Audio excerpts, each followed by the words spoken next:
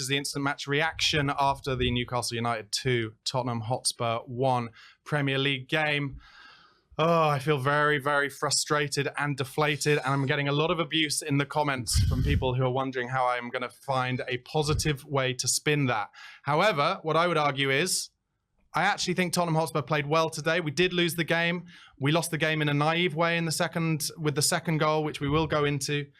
But the way that the goals went in was Newcastle went 1-0 up.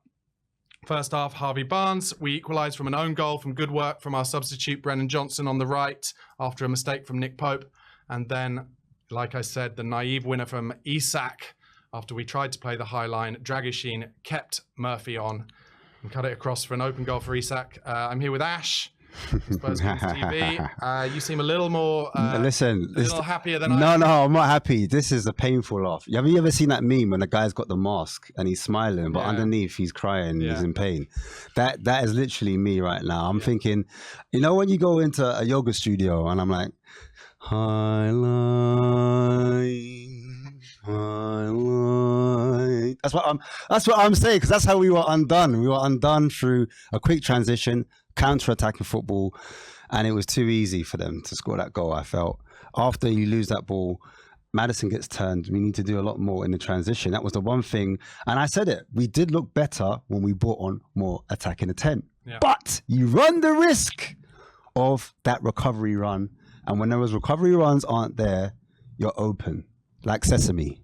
So you think what it was, so basically for the second goal, James Maddison, basically in that second half, and I would say because of the way we play, we made chance after chance after chance, from which we made bad decision after bad decision after bad decision. 3-on-3s, 4-on-4s, chances to put Johnson in down the right to get across in the front, across the front, sorry, didn't happen. And then James Maddison just almost gets too excited when I think it was Joe Linton had the ball, central midfield, and he half turns Maddison out of the game. And then there is just this expanse of space in central midfield. And I guess you're suggesting Pape Matar might have been there had he not been taken off, because Kulusevski was brought on for him at half time when we were losing. And then it's easy for him to slot a through ball into Murphy. And like I said, Dragusin is just a bit too deep. Let's go back to the first half though. It was Spurs were kind of on top, I think, in the beginning of after the first kind of 10, 15 minutes. We were on top. But then we conceded that goal, and it was kind of out of nothing. A little cross from the left from Lloyd Kelly, Harvey Barnes on the half volley, really good finish. And Newcastle went 1-0 up there. Not much we could do about that. But Spurs got back into their game, played pretty well up until half time. And then it was 55 minutes when we got our goal. Maddison's shot, Pope mistake. Brennan Johnson did well for that, didn't he? I thought he did, yeah. I thought with Brennan Johnson, he knows what he's good at. So he's not going to be deluded to think, oh, okay, let me take a touch here or there.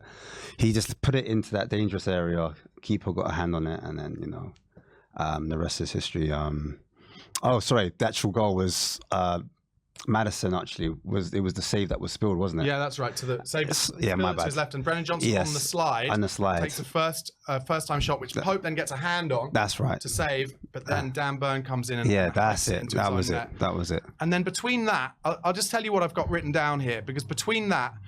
We then have, that was 55 minutes, and then on 60 minutes, Newcastle and Eddie Howe did a very Mikel Arteta thing, where Nick Pope pretended to be injured, sat on the floor, and Howe got his entire team around him and changed things. And from there, Spurs continued to attack and make chances, but Newcastle slowly kind of got more into the game. And then eventually, unfortunately, there's this little period here.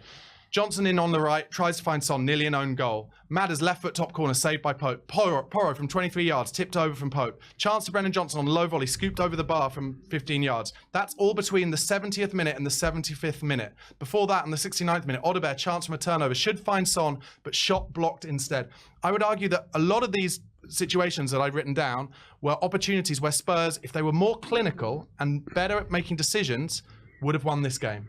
I think that's the frustration that from some fans that I mean, to be fair, like, Odegaard's going to need time, because I think he was a part of it, as well as Kulu, some of our more senior players, and Son him in.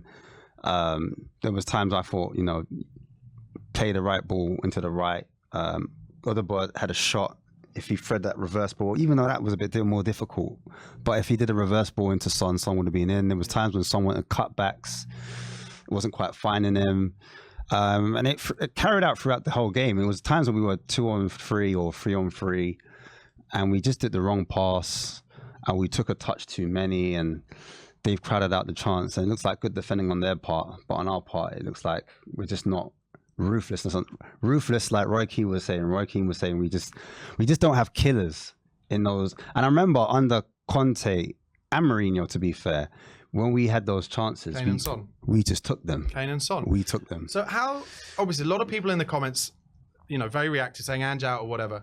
How do you answer people who are saying that when actually Spurs have made enough chances and half chances there to win the game comfortably? That's not about Postecoglou, is it? Is that what some other people are saying, in that Spurs haven't spent enough wisely in the transfer window to bring in a player who will do better in those situations? Or is it that players who can, so maybe if it's Solanke in there and Son out wide, maybe we would have scored more goals today? Yeah, I mean, it's all ifs, smuts and babies at the moment, because we don't know. Solanke's got to come and show us that. I think people are a bit worried because he did it in one season, and we're hoping that he translates that one season into this season. I wouldn't have put all of my eggs in the Solanke basket. Me personally, I would have liked to have two £30 million players instead of 160.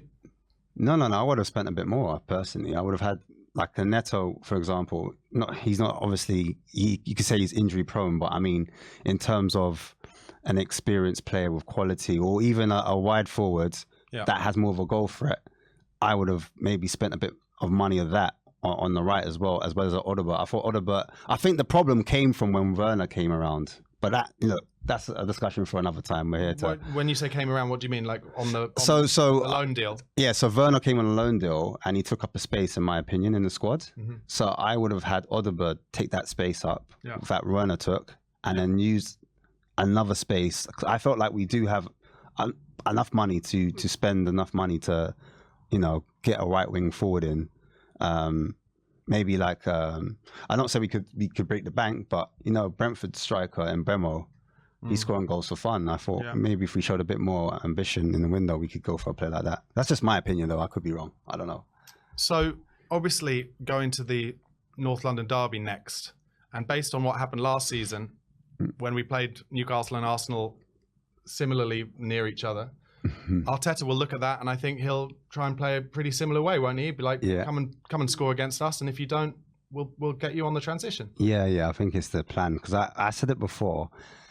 Is it a thing where Ange looks at the team and he adjusts according to the team? Or is it a thing we need to do plan A better, and we just need to execute our chances, and then hopefully we get over the line? The problem is we're starting with the same front line, more or less, than that we had last season. Well, hopefully Solanke will be there, and we're hoping that Solanke is going to be clinical in those moments and get us over the line. I personally think Solanke will get us goals. In terms of clinicalness, I'm not too sure. I think he might need 1 or 2 chances before he converts. If it's on the plate, I expect him to finish, but those harder chances, he might not be able to, convert, those hard angles. That's just from what I've seen of him. Of course. So that's just the worry. So I feel like we've built for the squad for the future. Yeah. But in terms of now, I'm looking at it like we're just a little bit off. A little bit off. And we're lacking the leaders required to get ourselves out of difficult situations like we got ourselves in today. 100%. I want to talk a little bit about Radu Dragusin. Obviously, he came in because Mickey van der Ven wasn't fit. I thought in general he had a really good game. Yep, I thought so. He was just, and maybe this is just the reality of not having played a lot of games, but he was a yard deep on that high line. Correct. And he was the one who kept Murphy on. Bro. But he looks like a player. He is a leader. I like him. Yeah, he did really well up until that point. I thought he had a good game. I thought he actually got up for a lot of headers, won challenges as well. Yeah. On the ball, very good. He wasn't nervous in possession, didn't hide at all. And even on set pieces on the corners, he made himself known, he was present. Had a little battle with Joe Linton, I saw there. And he wasn't phased at all. I thought he had a good game, but yeah, it's just those moments. That's what sport's about. Elite sport is about those finer details. Yeah. And so, as they say in that film, it's all about the millimeters, the inches. Do you know what I mean? And yeah, that's what ultimately cost us the game. Pape Matar started the game today. and he was brought off at half-time to bring us another creator onto the pitch, and we were much better in that second half. I take your point, certainly, though. Could we have done with him potentially in that transition for the goal? Yeah. But I think we should maybe have been 2-1, 3-1, 4-1 up at that point. Yeah.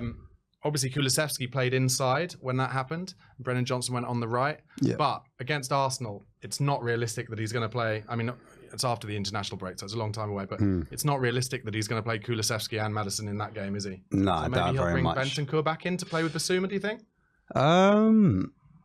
Yeah, I mean, I think Solanke will start actually in that game. That's true. So that's going to change the formation completely. So Odegaard would come out. Son will play on the left. Someone will play on the left, yeah. Or you never know. Odegaard could start on the right, you never know. Actually, But he just started right today. so there's an option there, and then in the midfield, it could be the same Maddison Basuma start, and then on the right, that's where the question marks are. Who do we go for on that right hand side? That's a debate for everyone to have in the comments. Before we leave you, I just want to ask you, Ash, how are you feeling about the Ange project, Spurs project as a whole? Are you as negative as some of the people in the comments, or is this just one of those things, hard to go to St James's Park, get a result? They did a number on us tactically.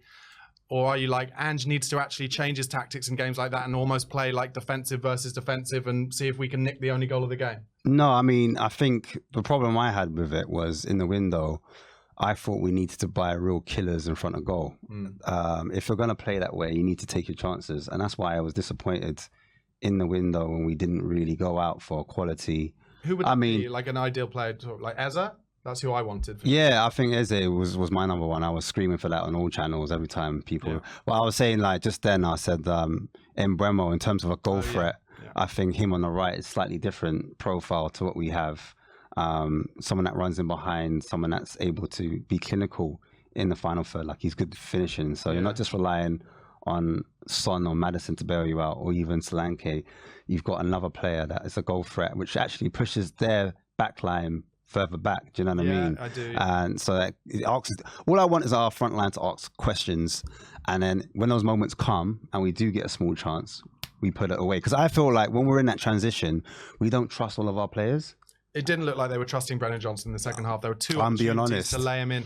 And the weird thing about that is, it's in those positions where he does his best work, where it's just the ball's going to come to him first time across the front. Into Son, Son scores. Frustrating, yeah. Different game. Anyway, guys, that has been the instant match reaction to the Newcastle 2, Tottenham Hotspur 1 game.